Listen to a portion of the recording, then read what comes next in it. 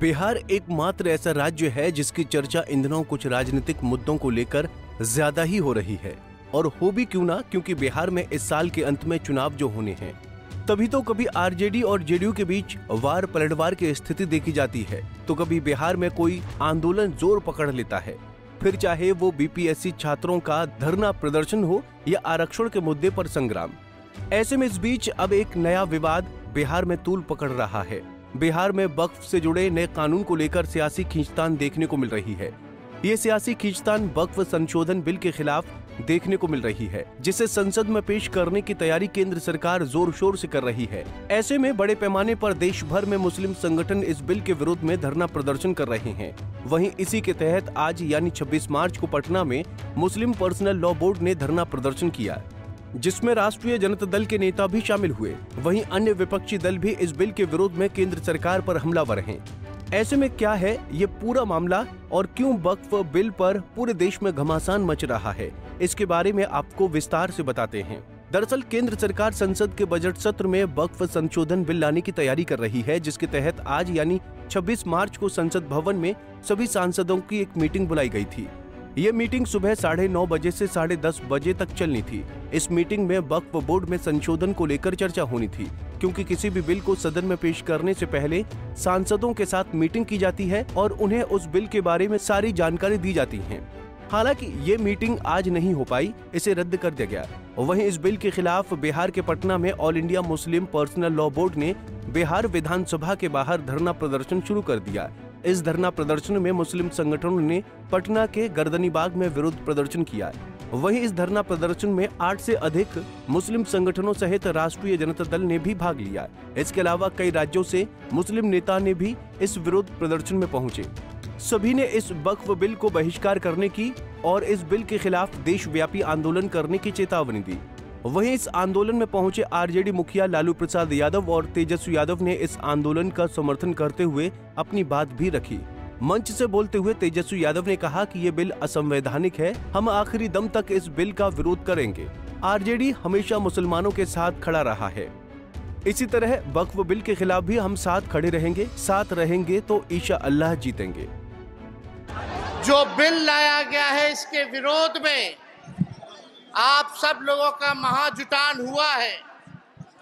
हम आप सबको बोल दें कि हमारी पार्टी राष्ट्रीय जनता दल, हम लोगों के नेता लालू प्रसाद यादव जी आज यहाँ बीमार अवस्था में भी आप लोगों का साथ देने यहाँ हम सब लोग आपके हाथों को मजबूत करने के लिए यहाँ पहुंचे हैं। और हम लोग किसी भी कीमत पर, चाहे सत्ता रहे या जाए, इसकी हम लोगों को परवाह नहीं है। लेकिन ये गैर संवैधानिक बिल और लोकतांत्रिक बिल का हम लोग पुरजोर सदन में भी विरोध किया था, संसद में भी विरोध किया था और विधानसभा में भी, दोनों सदनों में, चाहे विधानसभा हो या विधान परिषद हो। आज वक्फ के बिल के खिलाफ हम लोगों ने कार्य स्थगन प्रस्ताव ला करके इस पे चर्चा कराने की मांग सरकार से की, लेकिन हाउस को जो है एडजॉर्न करना पड़ा। हम लोग ये बताना चाहते हैं, आप लोगों के इस लड़ाई में हम लोग पूरे मजबूती के साथ आप सब लोगों के साथ खड़े हैं। वहीं इस बिल पर विरोध कर रहे मुस्लिम संगठनों का कहना है, मुस्लिम संगठनों ने रखी ये मांग, ये बिल पारदर्शी नहीं बल्कि दरगाहों मस्जिदों को खतरे में डालने वाला है। AIMPLB ये मानते हैं कि इस बिल से वक्फ की संपत्तियों को अवैध रूप से कब्जा करने वाली सरकारी और गैर सरकारी संस्थाओं को वैध बनाएंगी। इसके अलावा ईदगाहों, मस्जिदों, दरगाहों और खानकाहों को नष्ट करने की योजना को बढ़ावा मिलेगा। वहीं मुस्लिम संगठन ये अपील भी कर रहे हैं कि TDP, RLD और JDU जैसी पार्टियां इस बिल को सदन में पेश होने से रोकने के लिए पूरा समर्थन दें, जिससे ये संसद में पास न हो पाए। इसके लिए वो बिहार के सीएम नीतीश कुमार और मध्य प्रदेश के सीएम चंद्रबाबू नायडू पर भी दबाव बना रहे हैं कि वो उनका साथ दे। वहीं उन्होंने ये चेतावनी भी दी कि जो भी दल केंद्र के इस फैसले का साथ देगा उसे मुस्लिम समुदाय कभी माफ नहीं करेगा। गौरतलब है कि इससे पहले बीते दिनों नीतीश कुमार के मुसलमानों के लिए इफ्तार पार्टी का आयोजन करने को लेकर बिहार के मुसलमान इसके खिलाफत में नजर आए थे।